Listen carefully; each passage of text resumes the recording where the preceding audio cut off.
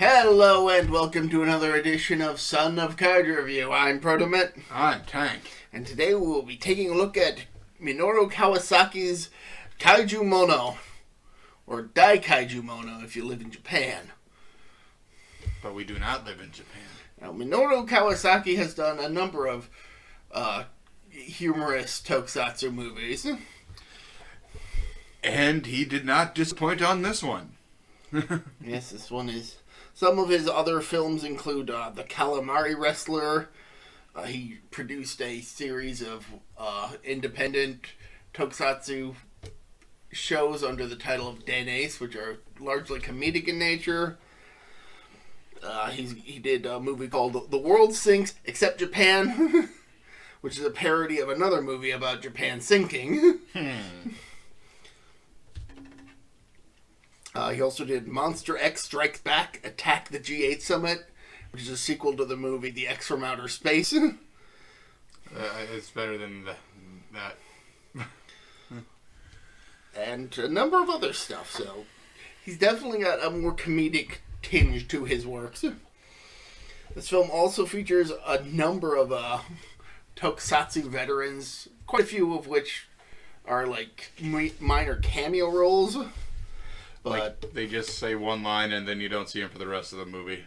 But some of the more notable tokusatsu veterans are Shusuke Saito, who played Ian Yorkland, Kyoryu Black, and Zuden Sentai Kyoryuger. I think it's Ryu Manatsu. I might be...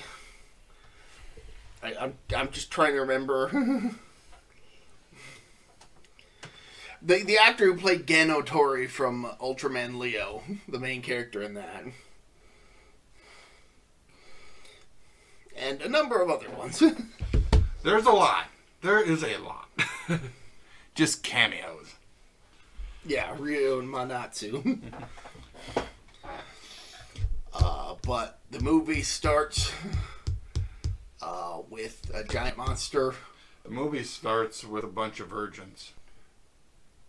I thought it started with somebody filming a documentary about how nature is gonna get back at humanity for being abused or something. Yeah, but they make jokes about virginity. I know. The actual events of the movie get kicked off when a group of kids are heading up to a mountain, a supposedly haunted mountain, to do basically like ghost hunters type investigation. Yeah, kinda. But it's... If you think it would be just a plain kaiju film from the... Well, not really from the cover. There's a muscular man looks like he's ready to body slam a kaiju.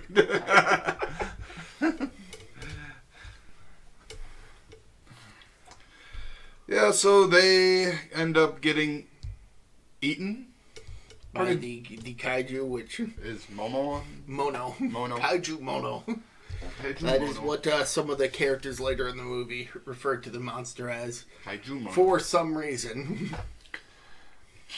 I mean, it's got plot reasons, but... Yeah, it does, but some... It's like, why? What's the point? One thing that becomes very plainly clear very early on is that this English dub feels like it's trying to be a parody of the Japanese version. But then you see stuff that makes it indicate that it's actually an accurate translation of the Japanese work. Yeah. It feels like it's the Texarkana dub of Gamera 2 Attack of Legion. Yeah. But if that movie were actually made around the Texarkana dub. Yeah. Like, it blurs the lines of what lines were fabricated for the English dub and which ones are just straight from the Japanese version. Because there are a lot of lines that you think, oh, that's a dub edition. Yeah. And then you see something in the footage of the film that's like, oh, that wasn't a dub edition. Yeah, like when I watched this for the first time, we thought it was just a pair, like, the English was making fun. until some scenes actually showed up. I'm just like, oh, this is supposed to be a comedy. Like, for example, like early on, one of the ghost hunters, they're listening to a radio broadcast about Dr. Saigo. Yep. And one of the characters is like, isn't that the scientist who cross-dresses? I was like, why is that such a weird throwaway line? And then later on you find out, yes, this is a character who cross-dresses. Yep. He sure As does. though he were a magical girl. I was like, oh, okay. Yeah, he tries to dress up like the ugliest version of Sailor Moon I've ever seen.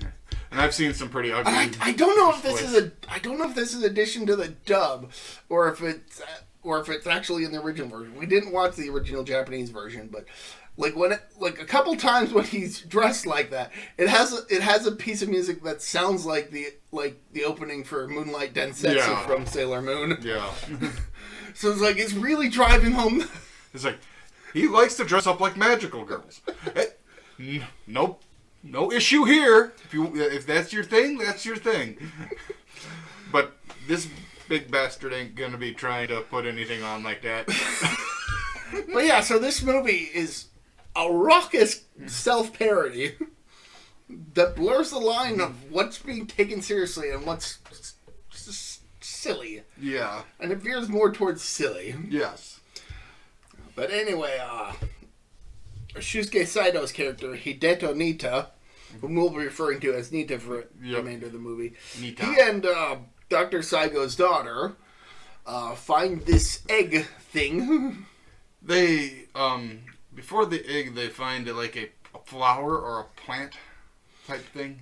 Which has no relevance. No, it doesn't. No, it doesn't. You make it, it makes it sound like it's relevant, but no. No, when they do find the egg, it's... Then we get introduced to another scientist wearing a denim kimono. And again, one of the characters' comments is that guy's kimono made of jean? And then you see it, and it's like, yeah, because it's got like a little... It had pockets. And like pockets, like the double stitching. Yeah. Like the little red tags on, like, say, a set of jeans or something. Like Wrangler or something. Yeah. Like a brand name tag. Yeah. Which is there. It's like, holy shit. It is denim. You don't notice it right away, But just like, what do you...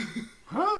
And then we see it again and actually take a better look at the kimono, and it's just like, that is denim. So it kind of feels like this movie was tailor-made to have a self-parody dub. Yeah. That isn't technically a parody because it's accurate. Yep. But anyway, the egg contains this liquid that they realize could transform a skinny character into a buff. Well, it's the key they need to implement this substance called Setup X. Yep. Which Saigo claims will enhance a person. And height, mostly. And with Kaiju Mono on the rampage, he injects Nita with it, and apparently Nita just puts on the most in pain look I've ever seen someone. It really hurts. And then he transforms into a giant Kota Ibushi. Yep, a Kota Ibushi from New Japan Pro Wrestling. Just for a guy who's maybe 5 foot something to a 6'4" beast of a man. And so all the fights between Nita and Mono throughout this movie are basically just big wrestling matches. Yep, pretty much. And we actually have a news reporter being like the wrestling commentator. But making it kind of, is anyone else hard right now? A lot of sexual humor without any actual sexual content. Nope. Oh my god. It's like, now that I know that it's a Minoru Kawasaki movie, this makes all the sense. This is definitely the kind of movie he would make. Yep. So, Nomo ends up beating Momo, or Mono. And he becomes a minor celebrity. Yep, he does. Or a major celebrity. He gets a lot of attention from Yes. it. Also, he doesn't change back into his original form. Yeah. His friend seems a bit more attracted to him for some reason because she's into buff men. Her name is Miwa, by the way. Miwa. I couldn't think of it. That's fair. I mean, we really only mentioned her dad by name. Yep. So he becomes more famous. He becomes more famous. He becomes more outgoing. His personality definitely changes to be more extroverted. Rather than the timid weakling he starts out as. Which comes to bite him in the ass a few times. Yeah. Yeah. Because the tabloids get a photo of him with another woman. So simple enough in that scene, the woman kisses him, but the angle of the shot, it looks like they're both kissing each other. And that causes a minor scandal. Yep. Except turns out she's actually a spy who's trying to get close to Nita. Yeah. So, kind of like in Big Man Japan, there's a big pair of briefs that they have to wear. It's a major plot point that he is given this special pair of briefs that grow whenever he does. So when Mono returns, he can just go giant size. And Mono does return and kicks his ass. He sure does. And one could argue that Nita became overconfident in his abilities. Yes. He lacked of training I guess in the first fight he had zero training at all and still dominated. But I think he got a big head and his ego got the better of him pretty much. And then the professor tried to make a different stuff with like an evil gene or the heal gene. Meanwhile, Denim Kimono guy, who turns out to be a scientist who is also a friend of Dr. Saigo, decides to train Nita for the third match between him and the kaiju. He's just making him chop water. Like, chop. Well, while all that's going on, the spy has managed to steal his briefs and give them to this underworld guy who wants to use the formula to... He's not interested in the formula to make people grow giant. Everybody's got some of those. Yeah. But these really stretchy pants, now that'll make you millions.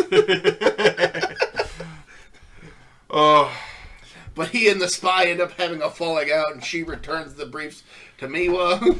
Yeah, then Miwa ends up kind of accidentally attacking a wound that Scorpion has. And she got shot while fleeing. I'm injured! Set it out!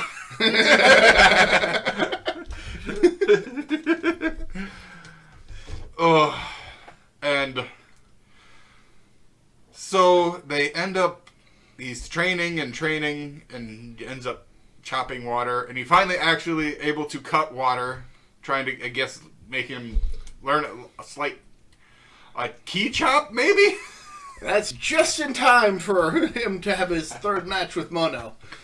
And it's a back and forth fight with this one, but Mono ends up slightly winning this round again, making him shrink down to his normal size. So then Saigo uses his new special formula filled with evil genes. Yes, and he turns into Minoru Suzuki. Minoru Suzuki, who is also a member of New Japan Pro Wrestling and is called the Murdered Grandpa. He's more hardcore style. And he looks like it. It's like, I have never seen any of either of these two matches, but he clearly seems like the heel type character. Oh, God, yeah, he is. Just from a glance. Even when they make him slightly babyface, he's got those he'll low blow people still. It's like, you're supposed to be playing the good guy. It's just like still his heel tendencies come out. But then while this fight is going on, Denim Kimono comes in as, or maybe it's a different professor, but some other professor comes in and is like, wait, stop the fight. Turns out Mono's like the equivalent of a 70-year-old lady. She just wants her egg because life finds a way.